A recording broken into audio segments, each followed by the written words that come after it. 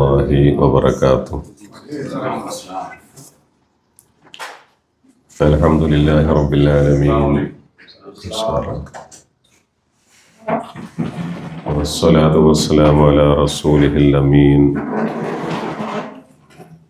وعلى آله وصحبه أجمعين.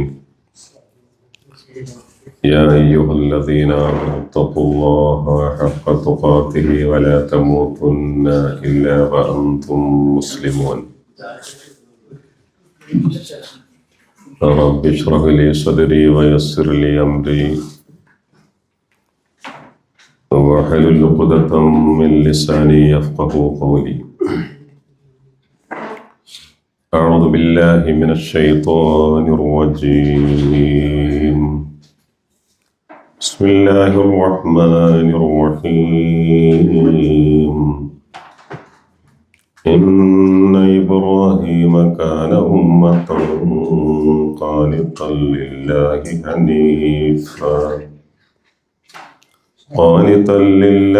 حنيفا ولم يك من المشركين. പ്രിയ സഹോദരന്മാരെ, ജീവിതത്തിലുടനീളം തഖ്വ നിലനിർത്തി ഭക്തിയുള്ളവരായി അല്ലാഹുവെ സൂക്ഷിച്ചും ഭയപ്പെട്ടും ജീവിക്കണമെന്ന് സ്വന്തത്തെയും നിങ്ങളെയും ഓർമ്മപ്പെടുത്തുകയാണ്. ഇന്ന് ദുൽഹിജ്ജ 7 എന്ന് പറയുമ്പോൾ വിശുദ്ധ ഹജ്ജ് കർമ്മത്തിൻ്റെ സുപ്രധാനമായ ചടങ്ങുകൾ തുടങ്ങുന്നതിൻ്റെ തലേ ദിവസമാണ് ഇന്ന്. നാളെ ദുൽഹജ്ജ് 8 യൗമു തർവിയയാണ്. അഥവാ മക്കയിൽ എത്തിച്ചേർന്ന ലക്ഷക്കണക്കിന് ആളുകൾ മിനായിലേക്ക് പുറപ്പെട്ട് ഹജ്ജ് കർമ്മങ്ങളുടെ തുടക്കം കുറിക്കുന്ന നിമിഷങ്ങളാണ് നമ്മുടെ മുമ്പിലുള്ളത്. എന്ന് പറഞ്ഞാൽ വളരെ ശ്രേഷ്ഠമായ രാപ്പകലുകളിലൂടെയാണ് നമ്മൾ പോകുന്നത്. നാളെ 8 തുടങ്ങി ഹജ്ജ് 13 വരെയാണ് ഹജ്ജുമായി ബന്ധപ്പെട്ട പ്രധാന ചടങ്ങുകൾ മക്കയിലും പരിസര പ്രദേശങ്ങളിലും നടക്കുന്നത്. ഇന്നൊക്കെ രാത്രി മക്കയിൽ എത്തിച്ചേർന്ന ലക്ഷക്കണക്കിന് ഹാജിമാർ പുറപ്പെടാനുള്ള ഒരുക്കത്തിലാണ്.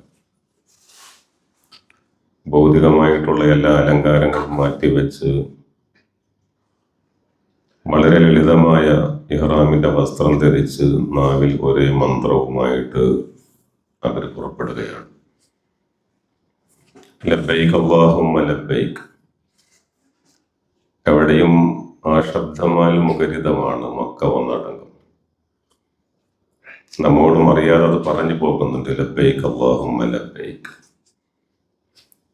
വലിയ സന്തോഷത്തിലും ആത്മനിർവൃത്തിയിലുമാണ് ഏതൊരു ഹാജിയും അത് പറയുന്നത്. അല്ലാഹുവേ, നിന്റെ വിളിക്ക് ഉത്തരം നൽകി ഞാനിതാ വന്നിരിക്കുന്നു എന്ന ആ ഒരു മന്ത്രം. അല്ലാഹു സുബ്ഹാനഹു വ തആല ഹജ്ജിന് മക്കയിലെത്തിയ അനേക ലക്ഷം വിശ്വാസികൾക്ക് സമാധാനവും മബ്റൂറുമായ ഹജ്ജ് നൽകി അനുഗ്രഹിക്കുമാറാവട്ടെ. ഹജ്ജിന്റെ എല്ലാ കർമ്മങ്ങളും വളരെ ശാന്തമായി സമാധാനപരമായി അവസാനിക്കാനും അല്ലാഹു അവർക്കും മുസ്ലിം ഉമ്മത്തിനും തൗഫീഖ് നൽകുമാറാവട്ടെ. നമ്മുടെ ജീവിതത്തിൽ ആ കർമ്മം നിർവഹിക്കാൻ സാധിച്ചു എന്നത് ഓരോരുത്തർക്കും അറിയാവുന്ന കാര്യമാണ്. അതിന് കഴിഞ്ഞിട്ടുണ്ടെങ്കിൽ അള്ളാഹു നമ്മിൽ നിന്ന് ഹജ്ജ് മബ്റൂറായി സ്വീകരിക്കുമാറാവട്ടെ. ഇനി ഇല്ല എങ്കിൽ സമീപ ഭാവിയിൽ എത്രയും പെട്ടെന്ന് ആരോഗ്യമുള്ള ഈ കാലത്ത് തന്നെ ഇത് നിർവഹിക്കാനുള്ള എല്ലാവിധ കഴിവും അള്ളാഹു നൽകി നമ്മെ അനുഗ്രഹിക്കുമാറാകട്ടെ. പ്രിയപ്പെട്ടവരെ, ഞാൻ പറഞ്ഞതുപോലെ മക്ക ജനനിബിഡമാണ്. ലോകത്തിന്റെ ശ്രദ്ധ മക്കയായി മാറിയിരിക്കുകയാണ്. കത്തുന്ന വെയിലാണ് ഇവിടെയും അങ്ങനെ തന്നെയാണ്. ഇന്നിപ്പം നല്ല ചൂടാണ്. എന്നാലും വാർത്ത ജൂൺ 15 ചൂട് തുടങ്ങുന്നുള്ളൂ എന്നാണ്.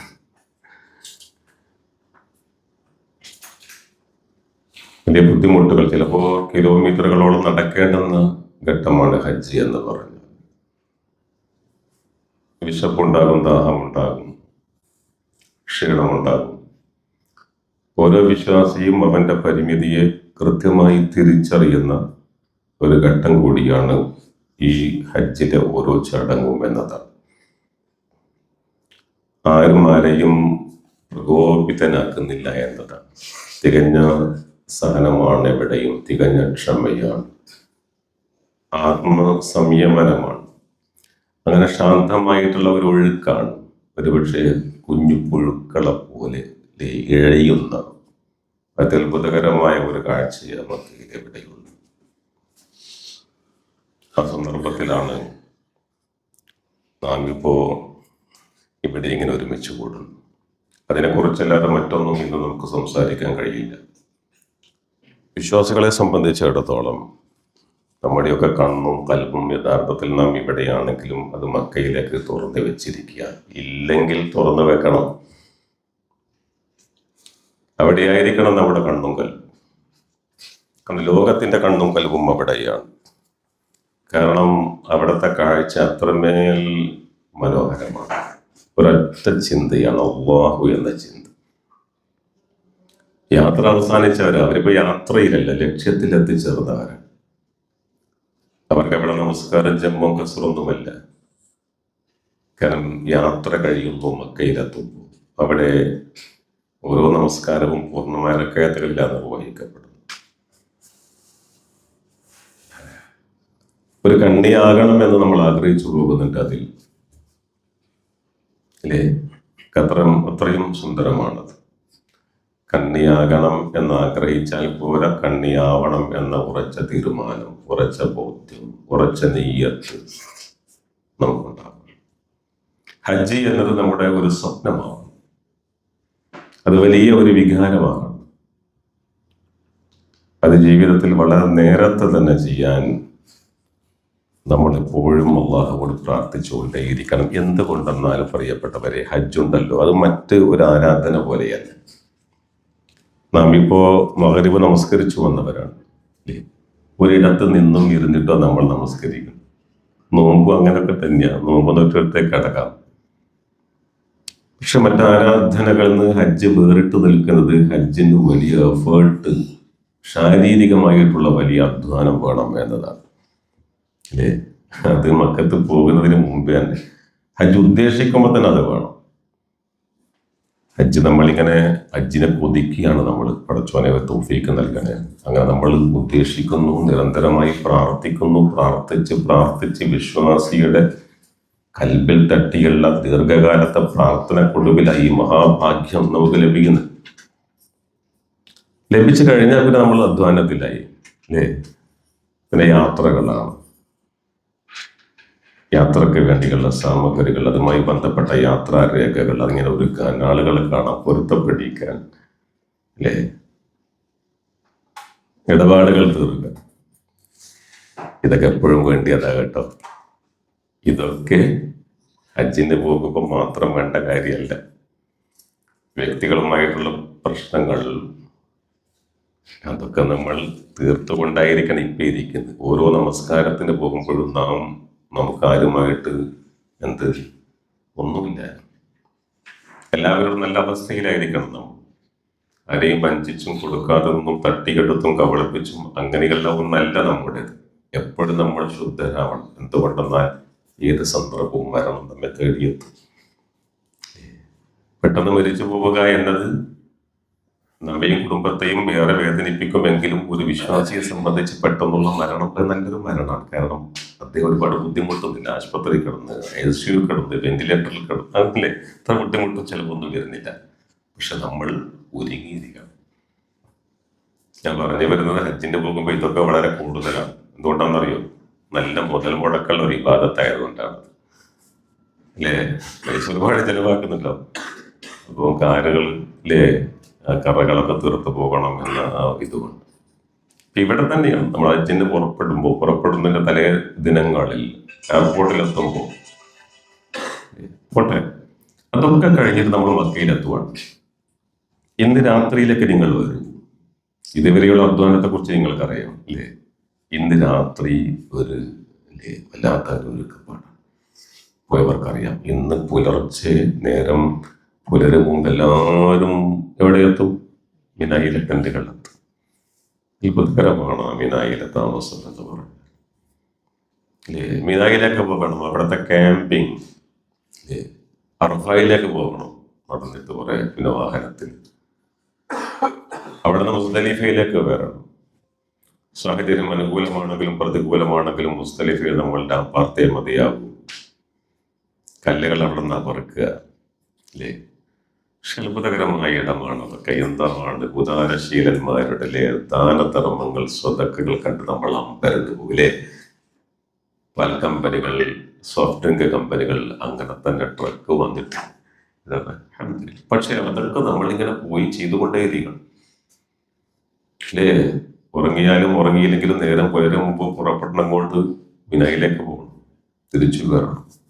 ജംറയിലെ ഏറുകൾ അങ്ങനെ അങ്ങനെ അങ്ങനെ നോക്കുമ്പോൾ പോട്ടെ. ഹജ്ജിന്റെ തവാഫ് 7 വട്ടം, ചിലപ്പോ കിലോമീറ്ററുകൾ ദൂരത്തോളമായിരിക്കുക അല്ലേ. നേരത്തെ പറഞ്ഞ കത്തുന്ന വെയിലായിരിക്കും. നമ്മുടെ ശരീരം എത്രത്തോളം അതിന് പാകപ്പെടണമെന്നായി പറഞ്ഞു. സാഴി, ഹാജറ ബീവിയുടെ ഓട്ടം മനസ്ഫരിക്കുന്ന ആ സാഴി. അങ്ങനെ നോക്കുമ്പോൾ പ്രിയപ്പെട്ടവരെ, വളരെ ശാരീരികമായ അധ്വാനം ആവശ്യമുള്ള ഒരു കർമ്മമാണ് എന്ത്? നല്ല സഹനവും നല്ല സ്ഥിരതയും നല്ല ക്ഷമയും. പക്ഷെ നമുക്ക് പൊതുവെ ധാരണ ഉണ്ട്. നമുക്ക് പറഞ്ഞാൽ പൊതുവെ നമുക്കല്ല കേട്ടോ, നിങ്ങളൊക്കെ ഒരു പക്ഷേ എല്ലാവരും ഹജ്ജ് ചെയ്തവരായിരിക്കും ഞാൻ മനസ്സിലാക്കുന്നുള്ളാവും. സ്വീകരിക്കട്ടെ, അല്ലാത്തവർക്ക് തോപ്പിയൊക്കെ ചെയ്യുമാറ് പറയാണ്. പൊതുവെ ധാരണ എന്താണ്? അതൊക്കെ വളരെ വഴകി ചെയ്യേണ്ടുന്ന ഒരു ആരാധനയാണ് എന്ന്. കാരണം ഏറെക്കുറെ അല്ലേ ഉത്തരവാദിത്തങ്ങളൊക്കെ കഴിഞ്ഞു, വീടായി, മക്കളുടെ വിദ്യാഭ്യാസം കഴിഞ്ഞു, പെൺകുട്ടികളെ കല്യാണം കഴിപ്പിച്ചു, ആൺകുട്ടികളൊക്കെ കെട്ടിക്കൊണ്ടുവന്നു അല്ലേ. ജീവിക്കാൻ അത്യാവശ്യം ബാങ്ക് ബാലൻസ് ഒക്കെ ഉണ്ട്, 1-2 ഷോപ്പുകൾ എടുത്തിട്ടുണ്ട്. പിന്നെ ഇപ്പം പ്രായമായല്ലോ, എന്നാൽ പിന്നെ വൈകണ്ട അല്ലേ. പ്രായമൊക്കെ ഏതാണ്ട് 55-60 എത്തിയല്ല, എന്നാൽ പിന്നെ വൈകണ്ട എന്നാണ് തീരുമാനം. എങ്ങനല്ലേ? അല്ല, അങ്ങനെ എല്ലാ ഉത്തരവാദിത്തങ്ങളും കഴിഞ്ഞ് അവസാന ബാധ്യതകളെല്ലാം തീർന്ന് ചെയ്യേണ്ടുന്ന ഒരു കർമ്മമല്ലേ എന്ത്? ഈ ഹജ്ജ്. അതിൻ്റെ ഏറ്റവും അനുഭവവേദ്യമാകും വിധം, മനസ്സിനെ ശരീരത്തെ സന്തോഷിപ്പിക്കും വിധം ആ കർമ്മം സമൃദ്ധമായി തീരണമെങ്കിൽ നല്ല ആരോഗ്യത്തോടു കൂടിയായിരിക്കണം നമ്മളത് ചെയ്യേണ്ടത്. എങ്ങനെയാണെങ്കിൽ അത് മനിസ്തതാഇലൈഹി സബീല, അല്ലാഹു വിശുദ്ധ ഖുർആനിൽ പറഞ്ഞിട്ടുള്ളൂ. അതിനുള്ള മാർഗം, അവിടെ എത്താനുള്ള കഴിവുകൾ, മാർഗങ്ങൾ ഒത്തുവന്നാൽ ശാരീരികമായ സൗഖ്യം നമുക്കുണ്ടാകണം, സാമ്പത്തികമായ ശേഷി ഉണ്ടാകണം, യാത്രാരേഖകളൊക്കെ ക്ലിയറായിരിക്കണം, പോകാൻ പ്രയാസം, ട്രാവൽ ബാനൊന്നുമില്ല. ചിലർക്ക് പോകാൻ പറ്റില്ല, ചില രാജ്യങ്ങളിലെ ഇപ്പം കൊണ്ടുപോകാൻ പറ്റില്ല, അവരെ ബാനായി. അത്തരം പ്രശ്നങ്ങളൊന്നുമില്ലെങ്കിൽ, സമ്പത്തുണ്ട്, ആരോഗ്യമുണ്ട്, യാത്രക്ക് ബുദ്ധിമുട്ട്, പ്രതിബന്ധങ്ങളൊന്നുമില്ല എങ്കിൽ വളരെ പെട്ടെന്ന്, വളരെ നേരത്തെ മറ്റ് പലതും ബാക്കി വെച്ച് അല്ലേ നമ്മളിങ്ങനെ കൂട്ടിക്കൊണ്ടിരിക്കുകയാണ്. വീട്ടിൻ്റെ ഓരോ ഭാഗങ്ങൾ ഇങ്ങനെ കൂട്ടിക്കൊണ്ടിരിക്കുകയല്ല നമ്മൾ അല്ലേ. ഒരു പോക്കിന് ചെയ്ത് അടുത്ത പോക്കിന് ചില തകരാറ്, അപ്പോൾ അത് നമ്മളൊന്ന് അല്ലേ ഒരു ആൾട്രേഷൻ വരുത്തി അങ്ങനെയാണ് നമ്മളെ പൈസ എന്തിനാ തീർന്നു എന്ന് നമ്മളിന്ന് ആലോചിച്ചാലോ അല്ലേ.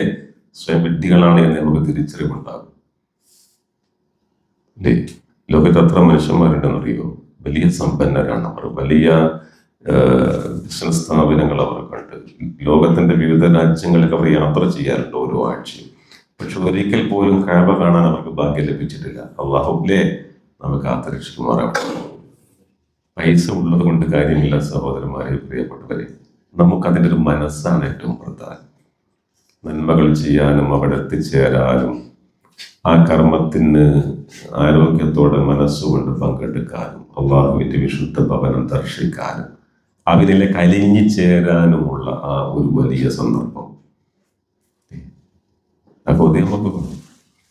അപ്പൊ നമുക്ക് ഈ സൗകര്യങ്ങളൊക്കെ ഒത്തു വന്നു കഴിഞ്ഞാൽ പിന്നെ നമ്മളൊപ്പം മന്ദിക്കരുത്, വഴികരുതില്ലേ, ബാക്കിയൊക്കെ മാറ്റി വെച്ചിട്ട് പെൺകുട്ടികളുടെ കല്യാണം തിരിച്ചു വന്നിട്ട് നടത്താൻ പറ്റും.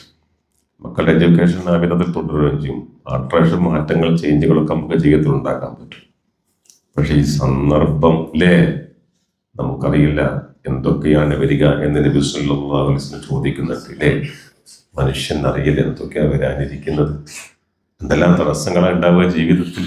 വലിയ വലിയ മോഹങ്ങൾ, പ്രതീക്ഷകൾ, സ്വപ്നങ്ങളൊക്കെ നമ്മൾ നെയ്തു കൂട്ടും. പക്ഷേ ഒരു നിമിഷം എല്ലാം കീമേൽ മാറും. ഇത്തരം സാഹചര്യങ്ങൾ ഇല്ലാതിരിക്കാൻ നമുക്ക് അതിനു വേണ്ടിയുള്ള ഒരുക്കവും പ്രാർത്ഥനയും സന്നദ്ധതയും ഉണ്ടായിരുന്നു.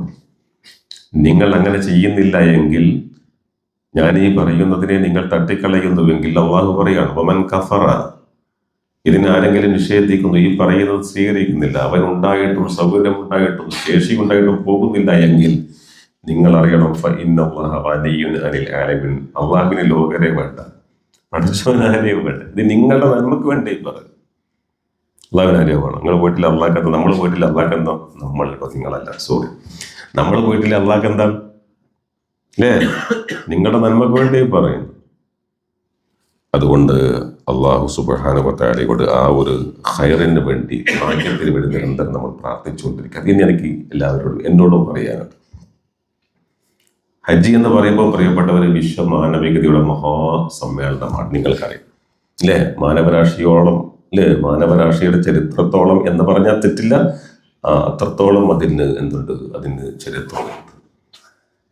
ഇത് കേവലം ഒരു ചടങ്ങ് എന്നതിനപ്പുറത്ത് നിങ്ങൾ നോക്കൂ, ഹജ്ജിന് പോയാൽ അങ്ങനെ ആവണം കേട്ടോ. ഒരു ചടങ്ങ് എന്നതിനപ്പുറത്ത് മനുഷ്യനെ സംസ്കരിക്കുന്ന, സമൂഹത്തെ പുനഃസൃഷ്ടിക്കുന്ന ഒരു കർമ്മമാണ്. ആളങ്ങ് മാറിപ്പോകണം. വീണ്ടും പിന്നെ പണ്ടത്തെ അതേ വർത്തനും അതേ നിലപാടും അതേ സംസാരവും അതേ തട്ടിപ്പും അതേ കബളിപ്പിക്കലും പിന്നെ എന്ത് ഹജ്ജാണ്? ഒരു മനുഷ്യൻ ഹജ്ജ് ചെയ്തു, നമ്മൾ ചെയ്തിട്ടുണ്ടോ? നമ്മുടെ ജീവിതത്തിൽ മാറ്റം ഉണ്ടായിട്ടുണ്ടോ? അവനെ ആ ഹജ്ജ് സംസ്കരിച്ചിട്ടുണ്ടോ? അവൻ നിലകൊള്ളുന്ന സമൂഹം അവന്റെ കുടുംബത്തെ പുനഃസൃഷ്ടിച്ചിട്ടുണ്ടോ?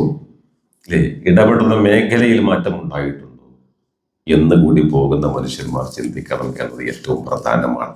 എന്ന് പറഞ്ഞാൽ ഒരു വിശ്വാസിയെ സംബന്ധിച്ചിടത്തോളം ഹജ്ജുണ്ടല്ലോ, ഈ അഹങ്കാരത്തിൽ നിന്നും സ്വാർത്ഥതയിൽ നിന്നുമുള്ള സമ്പൂർണ്ണ വിമോചനമാണ്. പിന്നെ ഒരു അഹങ്കാരം എല്ലാത്തിൻ്റെ കുഴപ്പമല്ലേ, ഞാൻ എന്ന ഭാവമാണ്. അതാണ് ഈ അഹങ്കാരം. എന്നെ തോൽപ്പിക്കാനാരാണ് അല്ലെ എന്നെ കവച്ചു വെക്കാനാണ്, എന്നേക്കാൾ മികച്ചത് ആരാണ്? അതില്ല. അവനവൻ എന്ന ഇതുണ്ടല്ലോ തന്നിലേക്ക് ഒതുക്കുക എന്ന സെൽഫിഷ്നെസ്, അതുണ്ടല്ലോ, ആ ഒരു സ്വാർത്ഥത അതും ഉണ്ടാവുകയില്ല. നിങ്ങൾ നോക്കി, ഒരാൾ ലബ്ബൈക്ക് അല്ലാഹുമ്മ ലബ്ബൈക്ക് എന്ന് പറയുക, എന്നിട്ട് ലബ്ബൈക്ക് അല്ലാഹുമ്മ ലബ്ബൈക്ക് എന്ന് പറഞ്ഞിട്ട് ഇദ്ദേഹം ഇന്ന് രാത്രി അദ്ദേഹം പുറപ്പെടുകയാണ്. 12 മണിക്ക് ശേഷം പോകും എല്ലാവരും. ചിലർ നേരത്തെ പോകും. കാരണം പരിസരമൊക്കെ ഒന്ന് നോക്കാൻ വേണ്ടിയിട്ട്, ടോയ്ലറ്റൊക്കെ നോക്കാൻ വേണ്ടി. ചില വസ്വാസമുള്ള മനുഷ്യന്മാരൊക്കെ ഉണ്ടായിരിക്കും ഒരിക്കലും വല്ലാത്ത ബുദ്ധിമുട്ടാണ് ഒന്ന് നോക്കി വെക്കാൻ വേണ്ടി. അവിടെ ഇങ്ങനെ ഒരൊറ്റ മന്ത്രമേ ഉള്ളൂ. ഏത് മന്ത്രമാണത്? ലബ്ബൈക്ക് അല്ലാഹുമ്മ ലബ്ബൈക്ക്. എന്താ അതിന്റെ അർത്ഥം? അല്ലാഹുവേ, നിന്റെ വിളിക്ക് ഉത്തരമേകി ഞാനിതാ വന്നിരിക്കുന്നു. അത് പറഞ്ഞിട്ട് എവിടെ പോകുന്നു? മിനായിൽ പോകുന്നു. ഒരു ദിവസം അവിടെ കൂടുതൽ തർബിയ എന്ന് പറഞ്ഞാൽ, പ്രിയപ്പെട്ടവരെ, നേരത്തെ ഞാൻ പറഞ്ഞിട്ടുണ്ട്, ഭക്തിയാണ് അവിടെ സംഭരിക്കുന്നത്. ഒരു ഹാജിക്ക് അറഫയിൽ നിൽക്കാനുള്ള യോഗ്യത ഉണ്ടാകുന്നുണ്ടോ എന്ന പരീക്ഷണമാണ് സത്യത്തിൽ ഈ മിനായിൽ നടക്കുന്നത്. എല്ലാ ബന്ധങ്ങളും. ഞാൻ ഇന്നൊരു സഹോദരന്റെ മ്യൂസിക് കോഡുകളുടെ റീൽ കണ്ടു. ഉള്ള കാത്തു രക്ഷിക്കട്ടെ. ഈറാൻ ഡ്രസ്സിൽ കാബക്ക് മുമ്പിൽ നിന്നിട്ട് മ്യൂസിക്കുള്ള റീൽ വിടുന്നു. എന്തിനാണ് പോകുന്നതിലെ നല്ല ചോദ്യമാണ്. എന്തെങ്കിലും ഈ ചിലവാക്കിയ പണത്തിന് ആ പണത്തോട് ഒരല്പമെങ്കിലും ഉത്തരവാദിത്തം ഉണ്ടെങ്കിൽ മ്യൂസിക്കുള്ള റീലോടുകൂടി ഇന്നത്തെ ദിവസം റീല് വിടുന്ന മനുഷ്യൻ എന്തായി പോകുന്ന മനുഷ്യന്മാർ.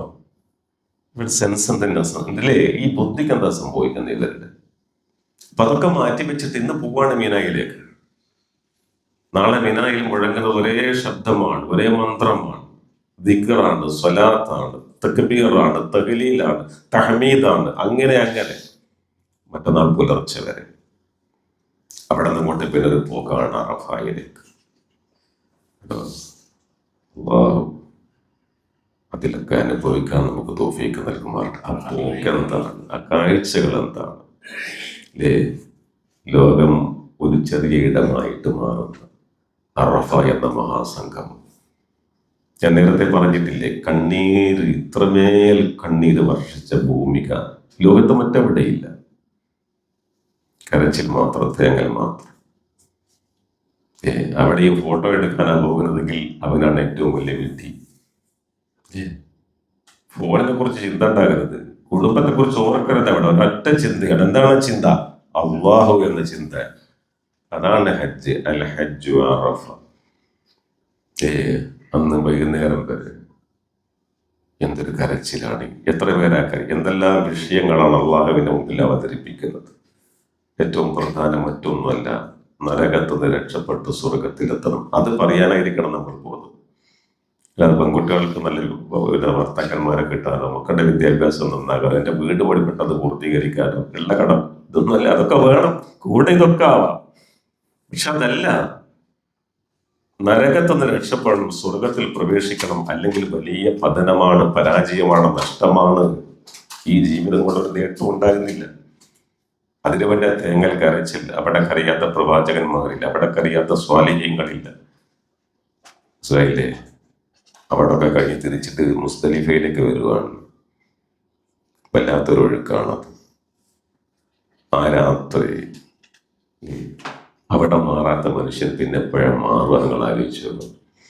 അവിടത്തെ കിടത്തം പിറ്റേന്ന് രാവിലെ ജംറകളിലേക്ക് അങ്ങനെ തിരിച്ചു വന്ന് ഞാൻ പറയട്ടെ, 1000 ലബ്ബൈക്കല്ല നിരന്തരം ഉരുവിട്ട് അള്ളാഹുവിലെ കലിജിച്ചിരുന്ന മനുഷ്യരുണ്ടല്ലോ, അദ്ദേഹത്തിന് എന്താ സംഭവിക്കുന്നത്?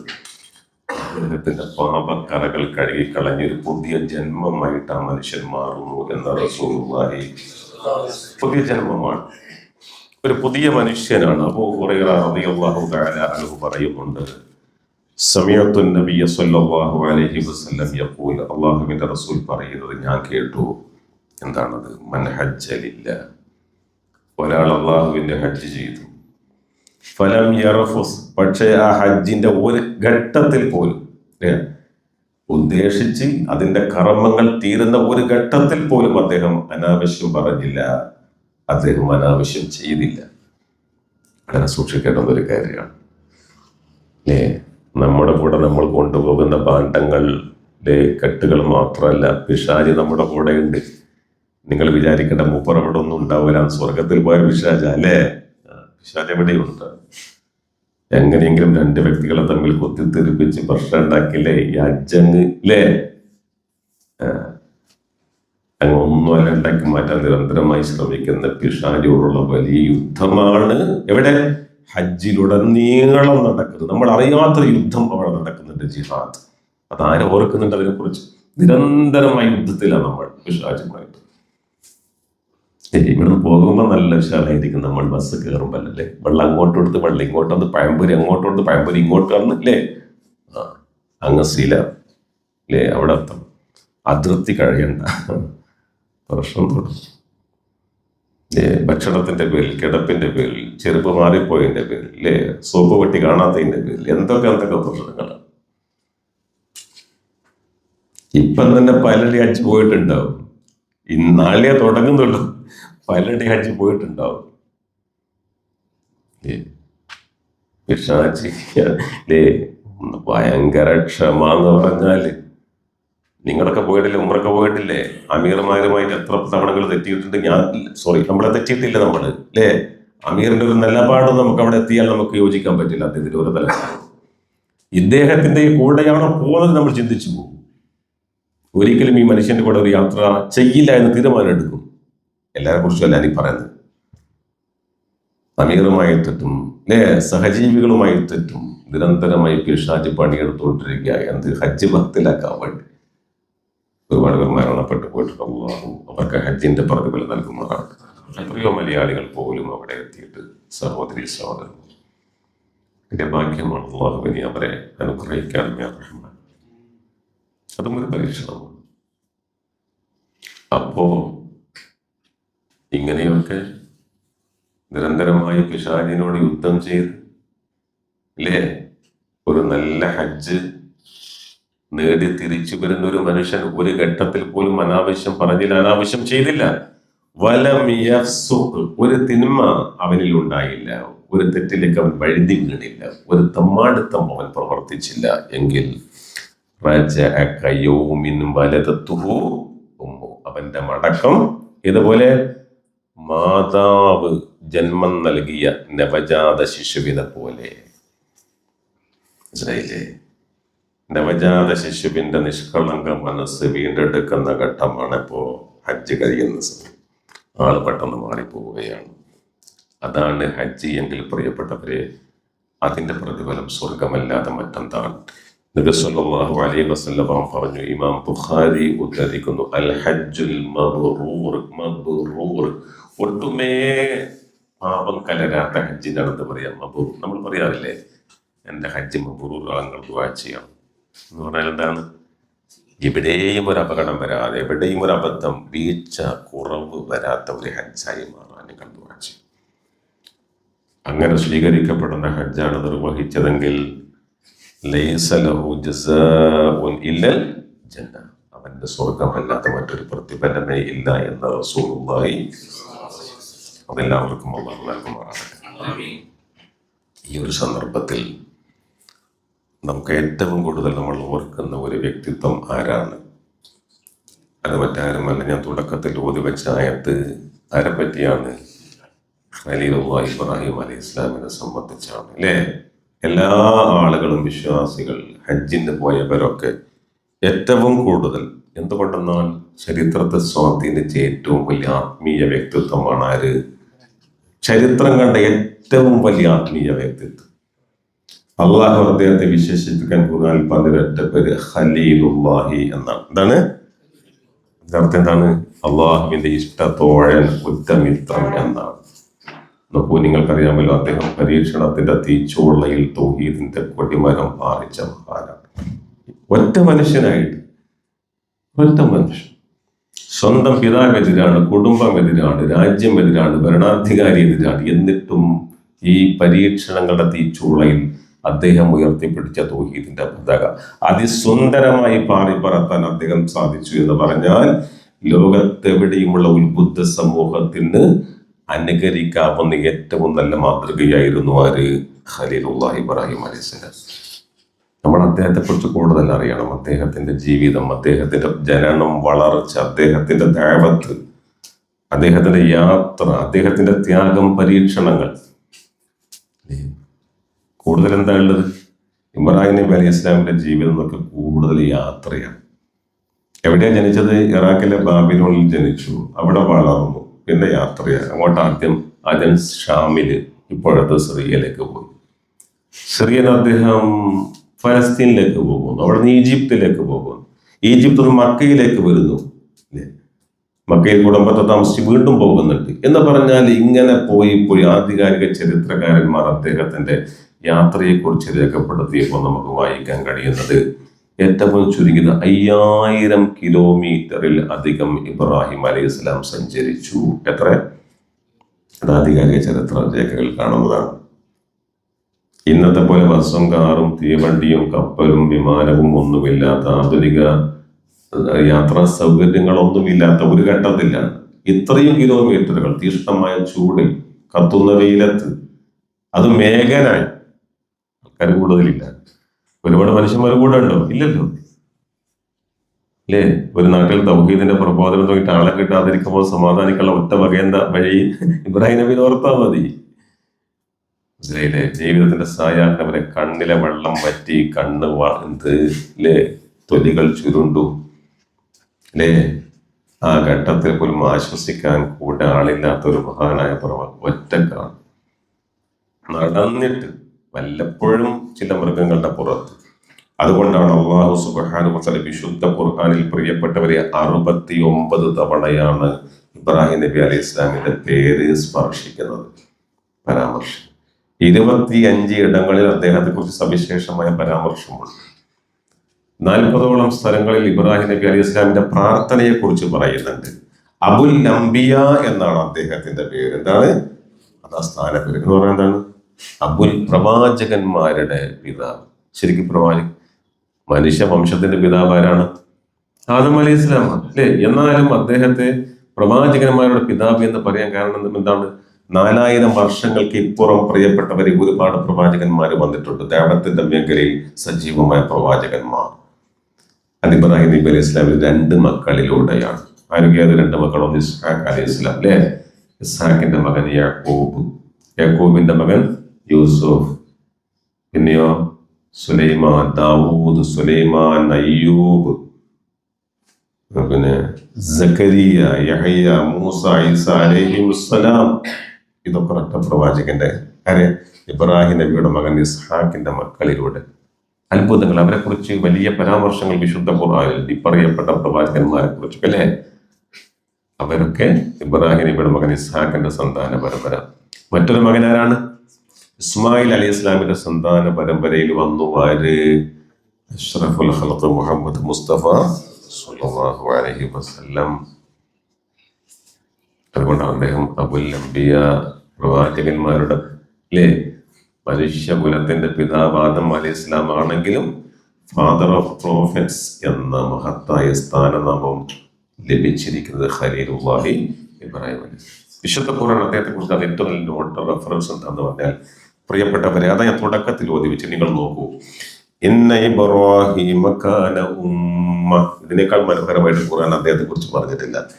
ഇബ്രാഹിം അലൈഹിസ്സലാം തീർച്ചയായിട്ടും അദ്ദേഹം ഒരു ഉമ്മത്തായിരുന്നു.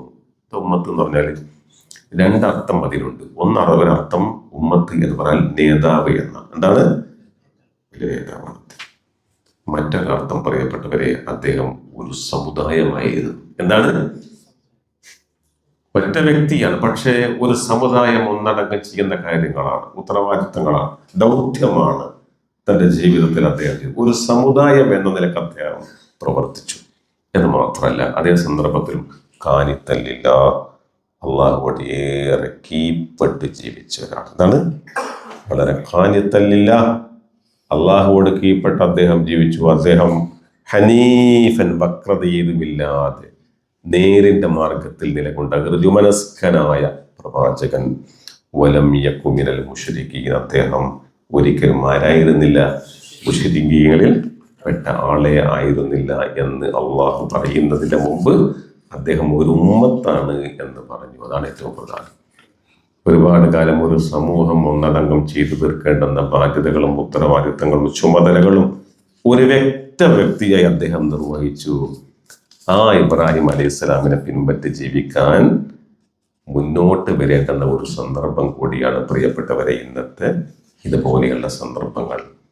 അള്ളാഹു തആല പറയുന്ന കാര്യം ഇതാണ്: സുമ്മ ഔഹൈനാ ഇലൈക. പിന്നെ നബിയെ നിങ്ങൾക്ക് ഞാൻ ഇതാ വഹയ് നൽകുന്നു. എന്താ വഹയ്? അനിത്തബിഅ മില്ലത ഇബ്രാഹിമ ഹനീഫ. നിങ്ങൾ പിൻപറ്റേണ്ടത് ആരുടെ മില്ലത്തിനാണ്? നിങ്ങൾ പിൻപറ്റേണ്ടത് അനിത്തബിഅ, നിങ്ങൾ പിൻപറ്റണമെന്ന് നിന്നോട്, താങ്കളോട് ഞാൻ വഹയ് നൽകുന്നു. ആരെ?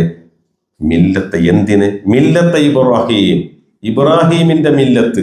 മില്ലത്തിന്റെ അർത്ഥം മാർഗമാണ്. ഹനീഫൻ, എങ്ങനെ? നേർവഴിയിൽ നിലകൊള്ളുന്നവനായിട്ട് നിങ്ങൾ ആ മാർഗം സ്വീകരിക്കണം. എന്തുകൊണ്ടെന്നാൽ അദ്ദേഹം വമാ കാന മിനൽ മുശ്രിക്കീൻ, ഒരിക്കലും ശിർക്ക് ചെയ്യുന്നവനായിരുന്നു. അപ്പൊ ശിർക്ക് ചെയ്യാത്ത, ശിർക്ക് ഒട്ടുമേ ഇല്ലാത്ത, ശിർക്കിന്റെ അടയാളം ഒട്ടുമേ ചേരാത്ത ശുദ്ധമായ തൗഹീദിന്റെ മില്ലത്താണ് ആരുടേത്? ഇബ്രാഹിമിന്റെ മില്ലത്ത്. എന്നിട്ട് എന്താ പറയുന്നത്? മാർഗം പറയുന്ന ഒരു വാക്കുണ്ട് കേട്ടോ. അതെന്താണെന്നറിയോ? നിങ്ങൾ പിൻപറ്റേണ്ടുന്ന മില്ലത്ത്, മാർഗം അത് ഇബ്രാഹിമിൻ്റെതാണെന്ന് പറഞ്ഞ് അലൈഹിസ്സലാം അള്ളാഹു പറയുന്ന ഈ വാക്കുകൾ ചോദ്യം നിങ്ങൾ കേട്ടു നോക്കൂ. വമൻ യർഗബു അൻ മില്ലത്തി ഇബ്രാഹിം. കേട്ടോ, ഇബ്രാഹിമിന്റെ മില്ലത്തിനോട് എന്ത് ഇഷ്ടമില്ലാത്തവർ ആരാണ്? വമൻ യർഗബ്, ആരാണ് വെറുക്കുക? എന്തിനെ? അൻ മില്ലത്തി ഇബ്രാഹിം, ഇബ്രാഹിമിന്റെ മില്ലത്ത്, ഈ മാർഗത്തെ, ശുദ്ധമായ തൗഹീദിന്റെ ഈ മാർഗത്തെ വെറുക്കാൻ ആർക്കാ കഴിയുക? ആരെങ്കിലും ആ മാർഗത്തെ വെറുത്ത് അള്ളാഹു അല്ലാത്തവരോട് പ്രാർത്ഥിക്കുകയും അള്ളാഹു അല്ലാത്തവരോട് സഹായം തേടുകയും അല്ലാഹുവല്ലാത്ത കേന്ദ്രങ്ങളിലേക്ക് നേർച്ച വഴിപാടുകൾ സമർപ്പിക്കുകയും ചെയ്യുന്നുവെങ്കിൽ അല്ലേ, അവരാരാ? ഇല്ലാമൻ സഫിഹ നഫ്സ, പമ്പര വിഡ്ഢികൾ തന്നെയാണ് അല്ലേ. സ്വന്തം മനസ്സിനെ മൂഢമാക്കിയവനല്ലാതെ, തികഞ്ഞ വിഡ്ഢിയല്ലാതെ മറ്റാരും ഇബ്രാഹിം നബി അലൈഹി ഇസ്ലാമിന്റെ മാർഗത്തെ വെറുക്കില്ല. ശുദ്ധമായ തൗഹീദിന്റെ മാർഗം. എന്നിട്ട് അള്ളാഹു പറയാം, തീർച്ചയായും അദ്ദേഹത്തെ നാം തെരഞ്ഞെടുത്തിരിക്കുന്നു. ഫിദ്ദുന്യ, എവിടെ? ഇവിടെ നാം തെരഞ്ഞെടുത്ത അള്ളാഹുവിന്റെ സവിശേഷമായ ഒരു സൃഷ്ടിയാണ് ഖലീലുല്ലാഹി ഇബ്രാഹിം അലൈഹി ഇസ്ലാം. തീരുന്നില്ല. നോക്കണേ അള്ളാഹിന്റെ വർത്താന, വഇന്നഹു ഫിൽ ആഖിറതി ലമിന സ്വാലിഹീൻ. ആഖിറത്തിലോ ഇബ്രാഹിം സ്വാലിഹീങ്ങളുടെ കൂട്ടത്തിൽ. ആലോചിച്ച് നോക്കിയാണ് എന്തായിരിക്കും ഇതൊക്കെ. അദ്ദേഹം കേട്ടാൽ അദ്ദേഹത്തിന്റെ സന്തോഷമല്ലേ? എന്തെങ്കിലും ഭയപ്പെടാനുണ്ടോ? അല്ലേ? ഇവിടെ അള്ളയാ അടയാളം, അള്ളയാ പറയുന്നത്, ഞാൻ പ്രത്യേകമായി തിരഞ്ഞെടുത്ത വ്യക്തിത്വം, നാളെ പരലോകത്ത് സ്വാലിഹീങ്ങളിൽ പെടുന്ന വ്യക്തിത്വമാര് ഖലീലുല്ലാഹി ഇബ്രാഹിം അലൈഹിസ്സലാം. അതുകൊണ്ട് ആ ജീവിതത്തെയാണ്, ആ മില്ലത്തിനെയാണ് നമ്മളൊക്കെ ജീവിതത്തിൽ പിൻപറ്റേണ്ടത് എന്നാണ് ഈ സന്ദർഭത്തിൽ പറയാനുള്ളത്. നമുക്കറിയാമല്ലോ, ഖലീലുല്ലാഹി ഇബ്രാഹിം നബി അലൈഹി സ്വലാം കാണിച്ച ഏറ്റവും സുന്ദരമായ തൗഹീദിന്റെ മാർഗത്തെ ഉൾക്കൊള്ളുകയും അത് പറയുകയും അത് പ്രചരിപ്പിക്കുകയും ചെയ്ത് മുന്നോട്ട് പോകാൻ നമുക്ക് കഴിയണം. അവിടെയാണ് തവക്കുലിന്റെയും ഈമാനിന്റെയും പാഠം നമുക്ക് ലഭിക്കുക. ഉദാഹരണം പറഞ്ഞാൽ, ആദ്യം അദ്ദേഹം മക്കയിലേക്ക് വരുന്നുണ്ട്, കൂടെ ഭാര്യയുടെ കുഞ്ഞുണ്ട്. ഏതാ ഭാര്യ? ചെറിയൊരു കുഞ്ഞുണ്ട് അല്ലേ. അവരെ ആൾപ്പാർപ്പില്ലാത്ത മക്കയിൽ കൃഷിയില്ല, വെള്ളമില്ല, ആൾക്കാരില്ല, തണലില്ല, ബിൽഡിങ്ങുകളില്ല, ഒന്നുമില്ല. അങ്ങനത്തെ ഒരിടത്ത് നിർത്തി പോവാണ് അല്ലേ. ഒരു സാധാരണ മനുഷ്യന് ചെയ്യാൻ പറ്റുന്ന ഒരു കാര്യമാണ് അല്ലേ. അപ്പോഴാണ് ഭാര്യ ചോദിക്കുന്നത്, എന്ത് പോവുകയാണോ? നിങ്ങൾ പോവുകയാണോ? ഇവിടെ നിർത്തിയിട്ട് അല്ലേ, കുറുനരികളും പാമ്പുകളുമുള്ള ഇടത്ത്, വെള്ളമില്ലാത്തതുകൊണ്ട് പക്ഷികളെ കാണാത്ത വെറും മൊട്ടക്കുന്നുകൾ നിറഞ്ഞ ഈ പ്രദേശത്ത് നിർത്തിയിട്ടാണോ നിങ്ങൾ പോകുന്നത്? അതേന്നാ മറുപടി. സ്നേഹക്കുറവുകൊണ്ടൊന്നുമില്ല കേട്ടോ, സ്നേഹക്കുറവുകൊണ്ടല്ലേ പോകുന്നുട്ടോ. അവരെ വിട്ടച്ച് പോവാണോ? അവിടെ തള്ളി പോവാണോ? അല്ലല്ലോ, ഭയങ്കര ഇഷ്ടമാണ്. ആ ഭാര്യയോട് കുഞ്ഞിനോട് അദ്ദേഹത്തിന് ഭയങ്കര ഇഷ്ടമാണ്. കാരണം എന്താണ്? ഏതാണ്ട് ഒരു നൂറ്റാണ്ടിന്റെ പ്രാർത്ഥനയുടെ ഫലമാണെന്ത് ആ കുഞ്ഞ് എന്ന് പറഞ്ഞു. അല്ലാഹു എനിക്ക് ശേഷം ഞാൻ ഒരുപാട് കഷ്ടപ്പെട്ടു, അധ്വാനിച്ചു, ഒറ്റയാൾ പോരാട്ടമാണ്. അതുകൊണ്ട് റബ്ബി ഹബിലി മിനസ് സ്വാലിഹീൻ, എന്റെ ദൗത്യം ഉത്തരവാദിത്തം ഏറ്റെടുത്ത് ഈ ഭൂമിയിൽ ദഅവത്തുമായി മുന്നേറാൻ എന്നിൽ നിന്ന് എനിക്കൊരു അനന്തരവൻ, ഒരു മകനെ തരണം എന്ന പ്രാർത്ഥന. എത്ര കാലം പ്രാർത്ഥിച്ചതില്ലേ. മനുഷ്യർക്ക് നിരാശ വേണ്ട എന്ന പാഠം കൂട്ടിയാണ്. കല്യാണം കഴിഞ്ഞു 10 കൊല്ല, 20 കൊല്ല, 35 കൊല്ല, 40 കൊല്ല ഇല്ലേ. എന്നിട്ടും മക്കൾ ഉണ്ടായില്ലല്ലോ. വേണ്ട, വിചാരിച്ചാലൊക്കെ നടക്കും. സക്കരിയ നബി അലൈഹി ഇസ്ലാമിന്റെ കാര്യത്തിൽ, ഇബ്രാഹിം നബിയുടെ കാര്യത്തിലൊക്കെ സംഭവിച്ചതാണ്. ഒരു നൂറ്റാണ്ട് നീണ്ട പ്രാർത്ഥനയുടെ ഫലമാണ് ഈ കുഞ്ഞിനെ വിട്ടേച്ച് പോകില്ല അദ്ദേഹം. അറക്കാൻ നേരത്ത് നമ്മളത് കണ്ടതാണ് ആ ദുഃഖം അല്ലേ. എന്നെ കമഴ്ത്തി കിടത്തിയ കൂപ്പ എന്ന കുഞ്ഞ് പറയുന്നത് എന്താ? എന്റെ കണ്ണിന്റെ വെള്ളം, എന്റെ കണ്ണിന്റെ എന്താ പറയാ, ആ ദൈന്യത കണ്ടിട്ട് നിങ്ങളുടെ കൈവറക്കുമെങ്കിൽ എന്നെ കമഴ്ത്തി കിടത്തിയേക്കെന്ന് പറയുന്നുള്ള കുഞ്ഞു പിന്നീട്. അതുകൊണ്ട് തള്ളിപ്പോന്നല്ല. അവിടെ വിട്ടേച്ച് പോകുമ്പോ ഭാര്യ ചോദിക്കുന്നത് പൂവാണോ? അതെ. വീണ്ടും ചോദിക്കാം, പൂവാണോ നിങ്ങൾ? അതെ. അപ്പോഴാണ് ഭാര്യയുടെ ചോദ്യം, അല്ലാഹു അമറക ബിഹാദ, ഇത് പടച്ചോന്റെ കൽപ്പനയാണോ? പടച്ചോന്റെ തീരുമാനമാണോ? അള്ള പറഞ്ഞിട്ടാണോ ഈ മൊട്ടക്കുന്നിൽ വിഷജന്തുക്കൾക്ക് മധ്യേ, കുറുനരികൾക്ക് മധ്യേ, ആരുമില്ലാത്ത ഇടത്ത് ഞങ്ങളെ വിട്ടേച്ച് നിങ്ങൾ പോകരുത് എന്ന് ചോദിക്കുമ്പോ അദ്ദേഹം നഅം എന്ന് പറയുന്നുണ്ട്. ആ സന്ദർഭത്തിൽ ഹാജർ റളിയല്ലാഹു തആല അൻഹയുടെ ഒരു മറുപടിയുണ്ട്, ഇദൻ അല്ലാഹു ലാ യുളയ്യിഉനാ, എന്താണ് എന്ന് പോയിക്കോ, പടച്ചോൻ ഞങ്ങളെ ഉപേക്ഷിക്കില്ല, പടച്ചോൻ ഞങ്ങളെ കൈവിടില്ല എന്ന് പറയുന്നത് അത് ഈമാനിന്റെ മറുപടിയാണ്. എന്താണ്? അതാണ് തവക്കുൽ എന്ന് പറഞ്ഞാൽ. ആ ഒരു ധൈര്യം നമുക്ക് വരണമെങ്കിൽ ഈ മില്ലത്തുമായി നമ്മൾ, ഈ മില്ലത്താണ് ആര് പിന്തുടർന്നത്? റസൂലുള്ളാഹി സ്വല്ലല്ലാഹു അലൈഹി വസല്ലം. ആ മില്ലത്ത ഇന്നേ വരെയുള്ള ലോകത്തിന്റെ സകല തൗഹീദി പ്രബോധകന്മാരും കുടുംബവും മറ്റുള്ളവരൊക്കെ പിന്തുടരുന്നത്. അത് വിട്ടുപോയി കഴിഞ്ഞാൽ നഷ്ടപ്പെടുന്നത് പ്രിയപ്പെട്ടവരെ തവക്കുൽ ഉണ്ടാവില്ല, ഈമാൻ ഉണ്ടാവില്ല, ഇഖ്ലാസ് ഉണ്ടാവില്ല. കണ്ടവർ പറയുന്നതിന് കേട്ട് അവരുടെ പിന്നാലെ പോയിട്ട് നമ്മുടെ ഈമാനും നമ്മുടെ സമ്പത്തും പോക്കറ്റടിച്ച് അവസാനം നമ്മെ നരകത്തിലേക്ക് വലിച്ചെറിയാൻ മാത്രം പ്രവർത്തിക്കുന്ന ഒരു സമൂഹത്തിന്റെ അധമത്വം തിരിച്ചറിയാൻ നമുക്ക് കഴിയണമെങ്കിൽ ഇബ്രാഹിം മില്ലത്ത് എന്താണെന്ന് ശരിക്കും നമ്മൾ മനസ്സിലാക്കണം. അവസാനമായിട്ട് അദ്ദേഹം കഅബ പണിതു. കഅബയുടെ അസ്ഥിവാരം പണിതപ്പോൾ അദ്ദേഹത്തിന്റെ ഒരു പ്രാർത്ഥന അല്ലാഹു നമ്മെ പഠിപ്പിക്കും. ഞാൻ നേരത്തെ പറഞ്ഞില്ലേ, വിശുദ്ധ ഖുർആൻ 40ഓളം ഇടങ്ങളിൽ അദ്ദേഹത്തിന്റെ പ്രാർത്ഥന അല്ലാഹു ഈ പരാമർശിക്കുന്നുവെങ്കിൽ ഓരോ പ്രാർത്ഥനയിലും നമുക്ക് ഒരുപാട് പഠിക്കാനുണ്ട് എന്നതാണ്. നമ്മൾ എന്തൊരു കാര്യം ചെയ്യുമ്പോൾ നിങ്ങളും ഞാൻ ചെയ്തു എന്നറിയാം. നമ്മളിപ്പോൾ മഗ്‌രിബ് നമസ്കരിച്ചു, 3 റക്അത്ത് നമസ്കരിച്ച ഉടനെ നമ്മൾ റബ്ബന തഖബ്ബൽ മിന്ന എന്ന് പറഞ്ഞിട്ടുണ്ടോ? ഇല്ലെങ്കിൽ പ്രിയപ്പെട്ടവരത് ഭയങ്കര നഷ്ടമാണ്. അള്ളാഹുവെ 3 റക്അത്ത് നമസ്കരിക്കാൻ ഞാൻ ഇവിടെ വന്നു, ഞാൻ നിസ്കരിച്ചിട്ടുണ്ട്, പക്ഷെ ഇത് നീ സ്വീകരിക്കണം എന്ന് പറയാൻ കഴിഞ്ഞിട്ടുണ്ടോ നമുക്ക്? എന്തൊരു നന്മ, അത് എത്ര ചെറുതാണെങ്കിലും ആ നന്മ ചെയ്തു കഴിഞ്ഞാൽ അത് സ്വീകരിക്കണം എന്ന് പറയാൻ കഴിയുന്ന ഒരു മനസ്സാണോ നമുക്കുള്ളത്? എങ്കിലേ രക്ഷപ്പെടൂ. അള്ളാഹുവിന്റെ കൽപ്പനയാ കഅബ പണിത് ഉയർത്തണമെന്ന്. രണ്ടുപേരും കൂടി അത് പണിയുന്നത്, അതിന്റെ അസ്ഥിവാരം, അതിന്റെ അടിത്തറ, അത് പണിത് തീർന്നിട്ട് അത് അള്ളാഹുവിന്റെ കൽപ്പനയോടെ ചെയ്താണ്. എന്നിട്ടും ആ കൃത്യം നിർവഹിച്ചതിന് ശേഷം ഒരു പ്രാർത്ഥിക്കുന്ന ഒരു പ്രാർത്ഥന റബ്ബന തഖബ്ബൽ മിന്ന എന്നാണ്. പഠിച്ചോനെ, ഞങ്ങൾ ഇത് എന്നിൽ നിന്നും എൻ്റെ മോനിൽ നിന്നും ഈ കർമ്മം നീ സ്വീകരിക്കണമെന്നാണ്. എന്തുകൊണ്ടെന്നാൽ ഞങ്ങൾ പാവങ്ങളാണ്, ഞങ്ങൾ മനുഷ്യന്മാരാ. ഇന്നക അന്ത സമീഉൽ അലീം, നിനക്കെല്ലാം കേൾക്കാം, എല്ലാം അറിയാം. എന്തെങ്കിലും പോരായ്മകൾ, വീഴ്ചകൾ, അല്ലേ, ഇഖ്ലാസിന്റെ വല്ല കുറവും സംഭവിച്ചു പോയിട്ടുണ്ടെങ്കിൽ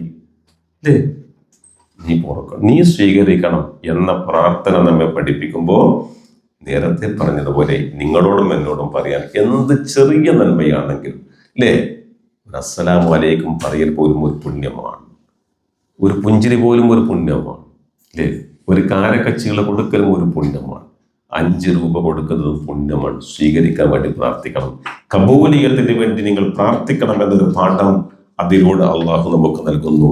രണ്ടാമത്തെ കാര്യം, പ്രിയപ്പെട്ടവരെ, റബ്ബൻ അദ്ദേഹത്തിന്റെ മറ്റൊരു പ്രാർത്ഥന നമ്മൾ അറിഞ്ഞിരിക്കാൻ വേണ്ടി പറയുകയാണ്. അദ്ദേഹം സ്വന്തം ഭാര്യയെ, കുഞ്ഞിനെ മക്കയിൽ കൊണ്ടുവന്നു, കഅബാലയത്തിന് സമീപത്ത് അവരെ പാർപ്പിച്ചു. എന്നിട്ട് അദ്ദേഹം തിരിച്ചു പോകുമ്പോൾ നടത്തിയൊരു പ്രാർത്ഥനയുണ്ട്. നമ്മൾ അറിഞ്ഞിരിക്കണം ആ പ്രാർത്ഥന, അതിന്റെ ഗൗരവം എന്താണ് എന്ന്. റബ്ബന, എന്റെ റബ്ബേ, ഇന്നി അസ്കന്തു മിൻ ദുർരിയത്തി ബിവാദിൻ, എന്റെ സന്താനങ്ങളിൽ ചിലരെ ഈ താഴ്വരയിൽ ഞാനിതാ പാർപ്പിച്ചിരിക്കുന്നു. എന്താണ് ഈ താഴ്വരയുടെ പ്രത്യേകത?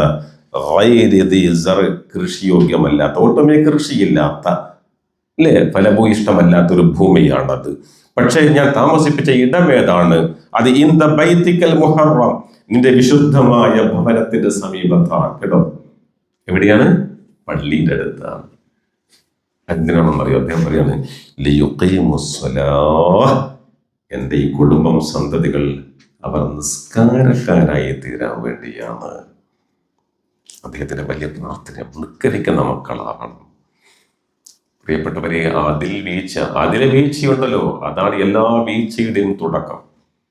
നിസ്സാരമായിട്ട് ആരും കാണേണ്ടതല്ല. കൃത്യമായി അതിന്റെ സമയത്ത് ജമാഅത്തായിട്ട് മനസാന്നിധ്യത്തോടെ, ഖുശൂഅോടെ, കേട്ടോ, എൻ്റെ മക്കൾ നിസ്കാരക്കാരായി തീരാൻ വേണ്ടി. പക്ഷെ അവിടെ ആരുമില്ലല്ലോ. അപ്പോൾ അദ്ദേഹം പറയാണ് ഒരു കരുതലിന്റെ പ്രാർത്ഥന കൂടി. അതെന്താണ്? ഫജ്അൽ അഫ്ഇദത്തൻ മിനന്നാസി തഹ്വി ഇലൈഹിം, അല്ലാഹുവേ, ഇവിടെയുള്ള മനുഷ്യന്മാർ ആരെങ്കിലും ഉണ്ടെങ്കിൽ അവരുടെ മനസ്സുണ്ടല്ലോ, അതെന്റെ മക്കളിലേക്ക് ആകർഷിക്കും വിധം നീ ആക്കണമെന്നാണ്. ഇല്ലേ, ഒരു സഹായത്തിന് വിളിച്ചാൽ ഓടിപ്പോകുന്ന മനുഷ്യന്മാർ, ഒന്ന് ചെന്നു നോക്കുന്ന മനുഷ്യന്മാർ, അങ്ങനെ. എന്നിട്ട് അദ്ദേഹം പ്രാർത്ഥിക്കുന്നത് ബർസുഖുഹും മിനസ് സമറ, ജീവിക്കുന്നവർക്കൊക്കെ അല്ലാഹു നീ ഫലങ്ങൾ പല വർഗങ്ങൾ നൽകണം, അവർ ലഅല്ലഹും യഷ്കുറൂൻ, നന്ദിയുള്ളവരായേക്കും എന്ന് അദ്ദേഹം പ്രാർത്ഥിക്കുകയാണ്. അപ്പം നമ്മൾ നോക്കൂ, എവിടെ പാർപ്പിക്കുന്നു, എന്തിന് പാർപ്പിക്കുന്നു? അവർക്ക് സുരക്ഷിതത്വവും സമാധാനവും സൗഖ്യവും ഉണ്ടാകാൻ വേണ്ടിയുള്ള പ്രാർത്ഥനകൾ, ആളുകളുടെ മനസ്സിൽ ഇണങ്ങുവാൻ, അവർക്ക് ഖനികൾ ഉണ്ടാകാൻ, കൃഷി ഉണ്ടാകാൻ, ഫലങ്ങൾ ഉണ്ടാകാൻ. അവസാനമായിട്ട് ഒറ്റ പ്രാർത്ഥന കൂടി പറഞ്ഞിട്ടില്ലെങ്കിൽ ഈ നസീഹത്ത് പൂർണ്ണമാകില്ല. അത് ഏറ്റവും പ്രധാനപ്പെട്ട ഒരു പ്രാർത്ഥനയാണ്. വൈദ് ഖാല ഇബ്രാഹിം, സൂറത്ത് ഇബ്രാഹിമിന്റെ 35-ാമത്തെ ആയത്താണിത്. ഇബ്രാഹിം അലൈഹിസ്സലാം പ്രാർത്ഥിച്ച സന്ദർഭം പ്രിയപ്പെട്ടവരെ നിങ്ങൾ ഓർക്കണം. അതെന്താണ്? റബ്ബിജ്അൽ ഹാദൽ ബലദ ആമിന, അല്ലാഹുവേ ഈ നാടിനെ നീ ആക്കണം, ഏതാക്കണം? റബ്ബിജ്അൽ ഹാദൽ ബലദ, റബ്ബേ ഈ നാടിനെ നീ ആക്കണം ആമിനൻ, നിർഭയത്വമുള്ള നാട്. അതാണ് അടിസ്ഥാനം. നാടുണ്ടായിട്ട് കാര്യമില്ല, നാടുകൾ ഉണ്ടായിട്ട് കാര്യമില്ല, ഭരണവർഗങ്ങളും പ്രജകളും ഉണ്ടായിട്ട് കാര്യമില്ല. സമാധാനമില്ലെങ്കിൽ പിന്നെ നാട് കൊണ്ട് എന്താ കാര്യം? വിശദീകരിക്കേണ്ട ഒരു ആവശ്യം നമ്മുടെ മുമ്പിലില്ലല്ലോ. ഇന്ത്യയിൽ അത് ബീഫിന്റെ പേരിലും വന്ദേ മാതരത്തിന്റെ പേരിലുമാണെങ്കിൽ അന്തർദേശീയ രംഗത്ത് ഇസ്ലാമോഫോമിയുടെ പേരിൽ ഈ സമുദായം ഒന്നടങ്കം നിഷ്ഠൂരമായി കൊല ചെയ്യപ്പെടുകയാണ്. മദ്രസകളിൽ പോലും വന്ദേ മാതരം ആലപിക്കാനാണ് തിട്ടൂരം. മദ്രസകളിൽ പോലും വന്ദേ മാതരം. ഇതുപോലെയുള്ള സന്ദർഭങ്ങൾ പെരുന്നാൾ വരുമ്പോ എല്ലാവരും ഒന്ന് കൊണ്ട് മുറുക്കി കൊടുത്ത് രംഗത്തിടുന്ന സമയം എന്താണ് ബലിയറക്കുന്ന സമയമാണ്. തിരിച്ചു കൊള്ളുന്നുണ്ട്. ഇപ്പോൾ ഉത്തരേന്ത്യൻ സംസ്ഥാനങ്ങളിലൊക്കെ തിരിച്ചു കൊള്ളുന്നുണ്ട്. നമ്മളേതായാലും പശുവിനെ ഇറക്കണ്ട, മൂരീനെയും കാളേനെയും ഇറക്കണ്ടെന്ന് ജനങ്ങളങ്ങ് തീരുമാനിച്ചിട്ടുണ്ട്. കാലിക്കച്ചവടക്കാർ, പശ്ചിമ ബംഗാളിലെ കാലിക്കച്ചവടക്കാരായ ആൾക്കാരുണ്ടല്ലോ, ആരാണത്? മുസ്ലിങ്ങളല്ലാത്തവർ, ഇതര മതസ്ഥർ. അവർ ആത്മഹത്യയുടെ വക്കീല. എന്താണ്? അങ്ങനാണില്ല. തീരുമാനമെടുത്ത എല്ലാവരും പെട്ടിക്കും കേട്ടോ. ഇന്ത്യ രാജ്യത്ത് 1 സംസ്ഥാനങ്ങൾ ഒരു സർവേ അനുസരിച്ച് 50 ലക്ഷം, മനസ്സിലായില്ലേ, കറവ പറ്റിയ പശുക്കൾ അലഞ്ഞു നടക്കുന്നുണ്ട്.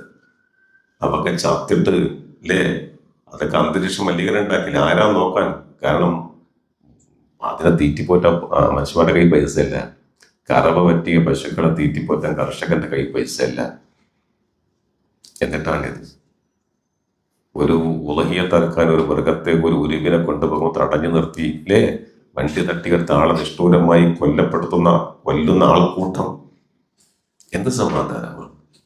ഇബ്രാഹിം നബി അലൈഹി സ്വലാം പ്രാർത്ഥന നോക്കൂ. 1-ാമത്തെ തീയതിയാണ് പ്രാർത്ഥന. റബ്ബിജ്അൽ ഹാദൽ ബലദ ആമീന, പടച്ചോനെ ഈ നാട്ടിൽ ഇനി സമാധാനം, നിർഭയം. എല്ലാവർക്കും രാത്രി സന്തോഷത്തോടെ കിടന്നുറങ്ങിയിട്ട് ആയുസ്സുണ്ടെങ്കിൽ നേരം പുലരുമ്പോൾ സന്തോഷത്തോടെ എഴുന്നേൽക്കാൻ പറ്റുന്ന ഒരു സാഹചര്യം, സ്വസ്ഥമായി ജോലി ചെയ്യാൻ പറ്റുന്ന ഒരു സാഹചര്യം, യാത്ര ചെയ്യാൻ പറ്റുന്ന സന്ദർഭം, ട്രെയിനിൽ യാത്ര ചെയ്യാൻ പറ്റുന്ന സന്ദർഭം, ബസ്സിൽ യാത്ര ചെയ്യാൻ പറ്റുന്ന ഒരു സാഹചര്യം, സ്ത്രീകൾക്കും കുട്ടികൾക്കും ചെറുപ്പക്കാർക്കും വൃദ്ധന്മാർക്കും ഒക്കെ അനായാസം നടക്കാനും പോകാനും വരാനും സഞ്ചരിക്കാനും എല്ലാ കാര്യവും ഇടപെടാനും പറ്റുന്ന ഒരു സാഹചര്യം എവിടെ?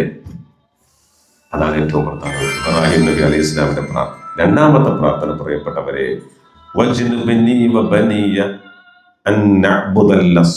രണ്ട് പ്രാർത്ഥന. 1-ാമത്തത് നാട്ടിന് സമാധാനം നീ തന്നെ പഠിച്ചോനെ. 2-ാമത്തത് ഏറ്റവും പ്രധാനപ്പെട്ട എന്നെയും എൻ്റെ മക്കളെയും അല്ലാഹുവേ നീ അകറ്റണമേ. എന്തിൽ നിന്ന്? എന്തിൽ നിന്ന്? വിഗ്രഹാരാധനയിൽ നിന്ന്. അള്ളാഹു അല്ലാത്തവരോട് പ്രാർത്ഥിക്കുന്നതിൽ നിന്ന്. കാക്കണേ രക്ഷിക്കണേ എന്ന് പടച്ചവനല്ലാത്ത, സൃഷ്ടാവല്ലാത്ത മറ്റുള്ളവരോട് പറയുന്നതിൽ നിന്ന് കേട്ടോ. ഇബ്രാഹിം നബി അലൈഹി സ്വലാം 1-ാമത്തെ ദിവസത്തെ പ്രാർത്ഥനയാണ്. നാട്ടിന് സമാധാനം വേണം. പിന്നെയോ വിഗ്രഹാരാധനകൾ എന്നെയും മക്കളെയും നീ അകറ്റണമേ എന്ന പ്രാർത്ഥന. ഇതുപോലെ വീണ്ടും പ്രാർത്ഥന അവസാനിപ്പിക്കാം. ഏതായിരുന്നാലും പ്രിയപ്പെട്ടവരെ, ഇതുകൂടി നമ്മുടെ പ്രാർത്ഥനയെ വിഷയീഭവിക്കേണ്ടതുണ്ട്. ഇബ്രാഹിം നബി അലൈഹി ഇസ്ലാമിനെ കുറിച്ച് ഓർക്കുമ്പോൾ, അദ്ദേഹത്തിന്റെ കുടുംബത്തെ കുറിച്ച് ഓർക്കുമ്പോൾ, അദ്ദേഹം ദഅവത്ത് ചെയ്ത അദ്ദേഹത്തിന്റെ മില്ലത്തിനെ കുറിച്ച് നമ്മൾ പഠിക്കുമ്പോൾ, പകർത്താൻ ശ്രമിക്കുമ്പോൾ, ഒപ്പം അദ്ദേഹത്തിന്റെ ഈ പ്രാർത്ഥനകൾ കൂടി എന്താണത്? നാട്ടിന് സമാധാനം. അല്ലാഹുവേ, ഇതാണ് ഏറ്റവും പ്രധാനം. നമ്മൾ തന്നെ ഏറ്റവും പ്രയാസപ്പെട്ട ഒരു ഘട്ടത്തിലാണ്. നമ്മുടെ അടുത്ത തലമുറ, നമ്മുടെ മക്കൾ എങ്ങനെയായിരിക്കും ജീവിക്കുക? എന്തായിരിക്കും നമ്മുടെ മക്കളുടെ അവസ്ഥ? നമുക്കറിയില്ലേ? ഒന്ന് ചിന്തിച്ചു നോക്കുക നിങ്ങൾ. സമാധാനമുള്ള ഒരു അന്തരീക്ഷത്തിന് വേണ്ടി നമ്മൾ പ്രാർത്ഥിക്കുക. അതോടൊപ്പം ഏറ്റവും പ്രധാനപ്പെട്ടത്, ഒരിക്കൽ പോലും ശിർക്ക് ചെയ്യാത്ത, ശിർക്ക് കലരാത്ത, വിദഗ്ധ കലരാത്ത ഒരു ജീവിതം ഉണ്ടാകാനും നമ്മുടെ പ്രാർത്ഥനയിൽ നമ്മൾ പ്രാധാന്യം നൽകുക. സർവശക്തനായ അല്ലാഹു നമ്മയൊക്കെ സമാധാനത്തോടെ ജീവിക്കുന്നവരും ശിർക്കിൽ നിന്ന് മുക്തമായ ജീവിതം നയിക്കുന്നവരുമായി അനുഗ്രഹിക്കുമാറാവട്ടെ. സർവശക്തനായ അല്ലാഹുവേ, മില്ലത്ത് ഇബ്രാഹിം നബി അലൈഹി ഇസ്ലാമിന്റെ മില്ലത്ത് പൂർണ്ണമായി ജീവിതത്തിൽ പകർത്തി തൗഹീദുള്ളവരായി ജീവിച്ച് മുവഹിദുകളായി മരിക്കുന്ന സ്വാലിഹ്യങ്ങളിൽ മുത്തഖീങ്ങളിൽ ഞങ്ങളെ നീ ഉൾപ്പെടുത്തണമേ റഹ്മാനേ. ഹജ്ജിന് പോയ അനേക ലക്ഷം ആളുകൾക്ക് സമാധാനവും സന്തോഷകരവുമായ ഹജ്ജ് നീ നൽകണമേ റഹ്മാനേ. മബ്റൂറ ഹജ്ജ് നീ നൽകണമേ അല്ലാഹ്. ഹജ്ജ് നാളെ തുടങ്ങി അവസാനിക്കും വരെ എവിടെയും ഒരു പ്രശ്നങ്ങളും ബുദ്ധിമുട്ടുകളും ഇല്ലാതെ സന്തോഷത്തോടെ ആരോഗ്യത്തോടെ കർമ്മങ്ങൾ പൂർത്തീകരിച്ച് തിരിച്ചു വരാൻ അവർക്ക് നീ തൗഫീഖ് നൽകണമേ അല്ലാഹ്. ഞങ്ങൾക്കും അധികമൊന്നും വഴികാതെ ഞങ്ങളുടെ ജീവിതത്തിൽ പ്രിയപ്പെട്ടവരുമായിട്ട് ഹജ്ജിന് പോകാൻ നീ തൗഫീഖ് ചെയ്യണമേ റഹ്മാനേ. ഏതൊരു കർമ്മം ചെയ്യുമ്പോഴും അത് ആത്മാർത്ഥമായി ചെയ്യാനുള്ള മനസ്സും ബോധവും ഞങ്ങൾക്ക് നീ നൽകി അനുഗ്രഹിക്കണമേ റഹ്മാനേ. ഞങ്ങൾക്ക് ശാരീരികമായ മാനസികമായ സുഖവും സന്തോഷവും സൗഖ്യവും നീ നൽകണമേ റഹ്മാനേ. ഗുരുതരമായ രോഗങ്ങളിൽ നിന്ന് വിപത്തുകളിൽ നിന്ന് പരീക്ഷണങ്ങളിൽ നിന്ന് ഞങ്ങളെ നീ കാക്കണമേ റഹ്മാനേ. ഞങ്ങളിലും ഞങ്ങളുമായി ബന്ധപ്പെട്ട പലരിലും പലവിധ രോഗങ്ങൾ, പ്രയാസങ്ങൾ, ബുദ്ധിമുട്ടുകളുണ്ട്. എല്ലാവർക്കും നീ ശിഫ നൽകണമേ റഹ്മാനേ. ക്യാൻസർ വന്ന് പ്രയാസപ്പെടുന്നവരുണ്ട്, കിഡ്നി തകർന്നവരുണ്ട്, സ്ട്രോക്ക് വന്നവരുണ്ട്, അപകടത്തിൽപ്പെട്ടവരുണ്ട്. അല്ലാഹ് എല്ലാവർക്കും നീ ശിഫ നൽകണമേ റഹ്മാനേ. അവരുടെ രോഗത്തിന്റെ ചെറുപ്പവും വലിപ്പവും അറിയുന്നവൻ നീയാണ് അല്ലാഹുവേ. നീ ശിഫ നൽകണമേ റഹ്മാനേ. വലിയ പരീക്ഷണങ്ങളെ കൊണ്ട് നീ പരീക്ഷിക്കല്ലേ റഹ്മാനേ. ഈ വിശുദ്ധ അറഫയും പെരുന്നാളും ഒക്കെ ലോക മുസ്ലിങ്ങൾക്ക് സമാധാനമായി ആഘോഷിക്കാനും നിർവഹിക്കുവാനുമുള്ള മഹാഭാഗ്യം നീ നൽകണമേ റഹ്മാനേ. മുസ്ലിം സമുദായത്തിനും ലോകത്തിനും സമാധാനം നീ നൽകണമേ റഹ്മാനേ. എല്ലായിടത്തും ഉരുത്തിരിയുന്ന ഭയത്തിൻ്റെതായ സാഹചര്യം ഒഴിവാക്കി എല്ലാവർക്കും സമാധാനം നീ നൽകണമേ റഹ്മാനേ. ഹുസ്നുൽ-ആഖിബത്ത് ഏറ്റവും നല്ല അന്ത്യം ഞങ്ങൾക്ക് നീ നൽകണമേ റഹ്മാനേ. ഞങ്ങളുടെ പ്രിയപ്പെട്ട മാതാപിതാക്കളും ഏറ്റവും അടുത്തവരായ പലരും ഖബറിലാണ്. അല്ലാഹ് അവരുടെ എല്ലാം റസ്ഖ് നീ നന്നാക്കി കൊടുക്കണമേ റഹ്മാനേ. ഏത് നിമിഷവും മരിക്കേണ്ടവരാണ് റബ്ബേ. ഞങ്ങളുടെ മരണം നീ നല്ല മരണമാക്കണമേ റബ്ബേ. ബാധ്യതകൾ ബാക്കി വെച്ചുള്ള മരണം നീ നൽകല്ലേ റഹ്മാനേ. കടക്കാരായി ഞങ്ങളെ മരിപ്പിക്കല്ലേ റഹ്മാനേ. അല്ലാഹുവേ, ദാരിദ്ര്യത്തിൽ നിന്ന് കടത്തിൽ ഞങ്ങളെ നീ കാക്കണമേ റഹ്മാനേ. അല്ലാഹുവേ, എളുപ്പമുള്ള ഹിസാബും ഹൗദുൽ കൗസറും അർശിന്റെ തണലും ലഭിക്കുന്ന മുത്തഖീങ്ങളിൽ ഞങ്ങളെ ഉൾപ്പെടുത്തണമേ റഹ്മാനേ. നരകമുക്തി നൽകി സ്വർഗത്തിൽ പ്രവേശിക്കുന്ന സ്വാലിഹീങ്ങളിൽ ഞങ്ങൾ നീ ഉൾപ്പെടുത്തണമേ റഹ്മാനേ. ربنا آتنا في الدنيا حسنة وفي الآخرة حسنة وقنا عذاب النار. ربنا اصرف عنا عذاب جهنم إن عذابها كان غراما إنها ساءت مستقرا ومقاما. ربنا اغفر لنا ولإخواننا الذين سبقونا بالإيمان ولا تجعل في قلوبنا غلا للذين آمنوا ربنا إنك رؤوف رحيم. ربنا تقبل منا إنك أنت السميع العليم وتب علينا إنك أنت التواب الرحيم. وصلى الله على محمد وآله وصحبه وسلم والحمد لله رب العالمين. السلام عليكم ورحمة الله.